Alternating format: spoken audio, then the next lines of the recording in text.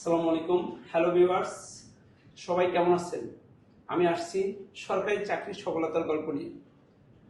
প্রতিদিন যেভাবে সরকারি চাকরি হয়, ঢাকা বহুভাষী সার্টিফিকেট সেন্টার থেকে প্রশিক্ষণ নিলে তেমনি আজকে একজন এসেছেন সেই কুড়িগ্রাম জেলা থেকে।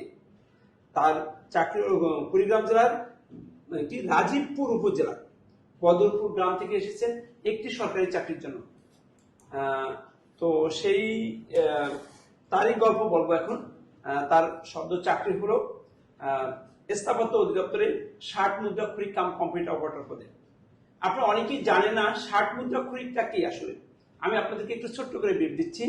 60 মুদ্রাক্ষরিক এমন একটা বিষয় যে আপনি শিখলেই আপনার চাকরি, এবং 13 গ্রেডের চাকরি বাংলাদেশ সচিবালয়। আর এটা একটা ভাইবা দিলে একটাই চাকরি।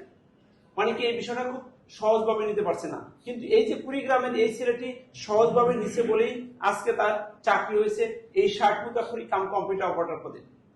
এখনো এটার অনেক চাহিদা, লোকই পাচ্ছে না। যদি আপনাদের কারো ফ্রি এবং ফেয়ার সরকারি চাকরি প্রয়োজন হয়, আমি বলবো এই কুড়িগ্রামের এই মোহাম্মদ শফিউর রহমান শফির মতো শর্ট হ্যান্ড শেখেন, আঁকা পাকা অক্ষর, এগুলো শেখার পরে দেখবেন আপনারও চাকরি হবে। তো আমরা এবার চলে যাই সরাসরি সেই শফিউর রহমান শফির কাছে, যিনি সদ্য চাকরি পেয়েছেন 60 মুদ্রাক্ষরিক কাম কম্পিউটার অপারেটর পদে। কিভাবে তার এই পথ চলা, কিভাবে আসলো এই ঢাকা বহুভাষীতে, কি তার লেখাপড়া। হ্যালো ভিউয়ার্স, তাহলে সফল ব্যক্তির কাছে চলে যাই। তিনি এই যে আমার সামনে বসা। জি শফি, কেমন আছেন? ভালো, আলহামদুলিল্লাহ। ভালো আছেন? আপনার গ্রামের পরিচয়টা? আমার নাম মোহাম্মদ শফিউর রহমান শফি। আমার বাড়ি কুড়িগ্রাম জেলার রাজীবপুর উপজেলার বদরপুর গ্রামে। লেখাপড়া আপনার? লেখাপড়া আমার গাজীপুরে বাউল ভদ্র আলম সরকারি কলেজ থেকে অনার্স মাস্টার্স, কোন সাবজেক্ট? হিসাব বিজ্ঞান। হিসাব বিজ্ঞান। আমরা শুনছিলাম সেই কুড়িগ্রামের শফিউর রহমান শফির সরকারি চাকরির গল্প। জি, আপনার চাকরি হয়েছে কোথায়? আমার চাকরি হয়েছে স্থাপত্য অধিদপ্তরে 60 মুদ্রাক্ষরিক কাম কম্পিউটার অপারেটর। এটা গ্রেড কত? 14। 14। আর বাংলাদেশ সচিবালয় হয়েছে 13 গ্রেড। তো কিভাবে আসলেন এই ঢাকা বহুভাষী সার্টিফিকেট সেন্টারে? সেই পথ চলাটা যদি একটু বলতেন। আমি যখন গাজীপুরে মেসে থাকতাম, তখন আমার মেসের এক বড় ভাই ফেসবুকের মাধ্যমে এই বহুভাষী সম্পর্কে জানে। তখন উনি আমারে বলে যে তুমি গেলে তোমার চাকরি হবে। তখন তার কথা অনুসারে আমি, আমার বড় ভাই এই জায়গায় চাকরি করতো, সেনাবাহিনীতে চাকরি করতো। উনি এই জায়গায় ট্রেনিং এ ছিল। কোথায় কোথায়? এই যে ঢাকা সিএমএসি। আচ্ছা আচ্ছা। ওনাকে আমি এই প্রতিষ্ঠানে পাঠাই। আমার বড় ভাই প্রতিষ্ঠান দেখে যাওয়ার পরে তার পরের দিন আমি এসে ভর্তি হই। তার মানে প্রথম আপনার ভাইকে দিয়ে প্রতিষ্ঠান দেখিয়েছেন। জি, আপনার স্যার। ভাই সেনাবাহিনীতে আছেন, জি। তারপরে সে পরিদর্শন করলো, তারপরে আপনাকে পাঠালো। জি, স্যার। তারপরে আপনার পথ চলা শুরু। জি স্যার। তো তারপরে নিয়মিত ক্লাস। জি স্যার। জি, ক্লাস নিয়ে যদি একটু বলতেন। আমি প্রথম থেকেই মানে 1 তারিখে আসছি। 1 তারিখের পরে যখন আমাদের প্রথম ক্লাস শুরু হয়, তখন আমাদের শর্ট হ্যান্ড ক্লাস নিতে রাসেল স্যার। রাসেল স্যারের ক্লাস আমি নিয়মিত ক্লাস করতাম। শর্ট হ্যান্ড, ইংরেজি, ম্যাথ, এগুলো ক্লাস করতাম। আমি প্রথম দিকে কোনো শর্ট হ্যান্ডে কোনো ক্লাস মিস করতাম না, রেগুলার ক্লাস করতাম। যা কাজ দিত রেগুলার করতাম। ঢাকা বহুভাষী নিয়ে আপনার কি বলার আছে? ঢাকা বহুভাষী নিয়ে বলার অনেক কিছু আছে। কারণ আমরা যখন বহুভাষীতে আসতাম, তখন এই লাইব্রেরি ছিল, অফিস ছিল নিচে। একই ক্লাসে মানে এক ব্যাচ উঠে যেত, তারপরে আমাদের দাঁড়ায় থেকে পরে যায় বসতে হতো ক্লাসের জন্য, অনেক অপেক্ষা করতে হতো। কিন্তু এখন যারা নতুন ভর্তি হতে যাচ্ছে বা হচ্ছে, তাদের আর এই সমস্যা হবে না। কারণ হলো এখন ক্লাস আলাদা, লাইব্রেরি আলাদা, ল্যাব আলাদা। আগে ল্যাবে একটা সমস্যা ছিল, যেটা মেয়েদের ছিল আলাদা, ছেলেদের ছিল আলাদা। যার কারণে ল্যাব মেয়েদের সংখ্যা কম হলে ওরা ওই ফাঁকাই থাকতো, কিন্তু ছেলেদের দিকে যেতে পারতো না।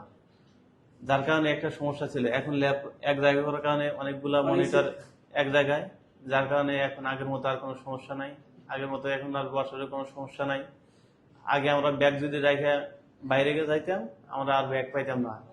দেখা যাচ্ছে ব্যাগ খুঁজতে আমাদের 5 মিনিট 7 মিনিট চলে যেত। আর এখন ব্যাগ যে জায়গায় রাখা যায় ওই জায়গায় থাকে।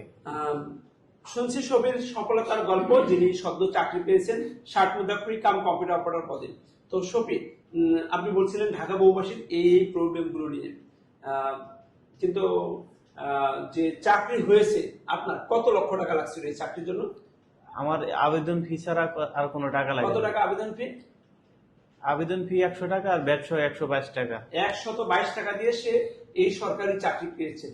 যারা চাকরি প্রত্যাশী এখনো সরকারি চাকরি পায় নাই, তাদের জন্য কি বার্তা আছে আপনার পক্ষ থেকে বা টিএমএসটিসির পক্ষ থেকে?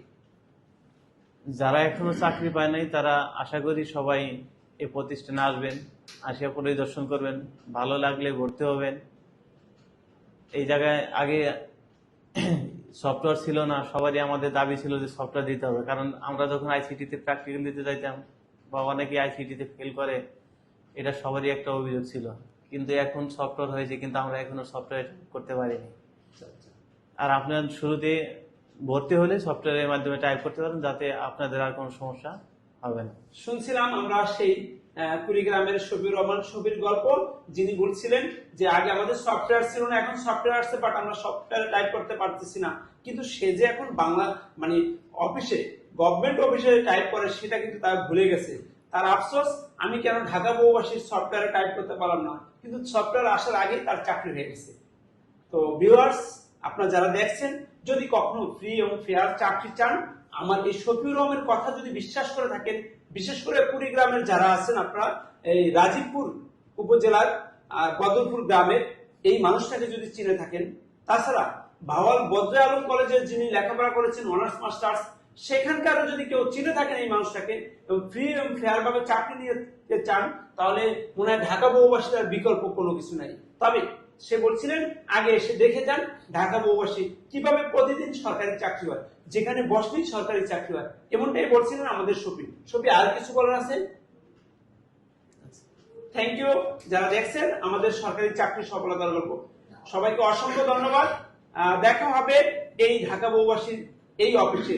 যদি কখনো ফ্রি এবং ফেয়ার ভাবে 100 টাকা দিয়ে আপনার মেধায় চাকরি চান, তাহলে ঢাকা বহুভাষীর বিকল্প নেই। এই কথাই বলছিলাম। সেই পর্যন্ত ভালো থাকবেন। আল্লাহ হাফেজ। আসসালামু আলাইকুম। আসসালামু আলাইকুম।